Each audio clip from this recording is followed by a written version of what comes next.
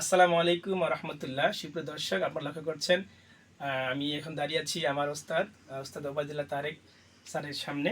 তো আমার নিজের লেখা দিন প্রতিষ্ঠায় সংস্কৃতির ভূমিকা, যেহেতু ওস্তাদ সংস্কৃতি নিয়ে কাজ করে, একজন জনপ্রিয় কণ্ঠশিল্পী, সুরকার, গীতিকার এবং যার সুনাম সারা বিশ্বে।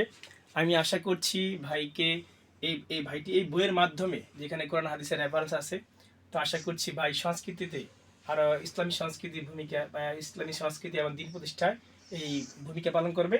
আশা করছি আমি ভাইকে এই বইটি উপহার দিচ্ছি। অনেক অনেক ধন্যবাদ আপনাকে।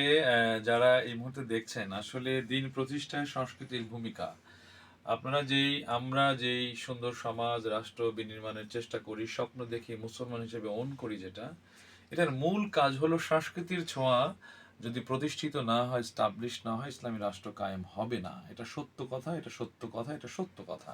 যদি আমি একটা এক্সাম্পল আপনাদেরকে এভাবে দেই, যে মুসলমান, এই যে 90-92% মুসলমানের দেশে আপনি রাস্তাঘাটে চলতে দেখবেন যে কয় পার্সেন্ট মানে নারীরা তাদের এই পোশাক পরিচ্ছদ, সংস্কৃতি, ইসলামী যে পোশাক, কয় পার্সেন্ট মানুষ পরে।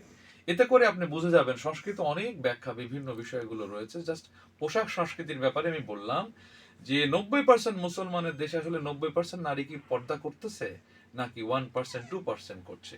এরকম আরো নানাবিধ বিষয় নিয়ে আমার ইকবাল হাসান ইয়ার ভাই যে বইটি লিখেছেন, এর পেছনে অনেক শ্রম, ঘাম, ত্যাগ, অর্থ এগুলো দিতে হয়। আল্লাহ তাকে কবুলিয়াত দান করুন।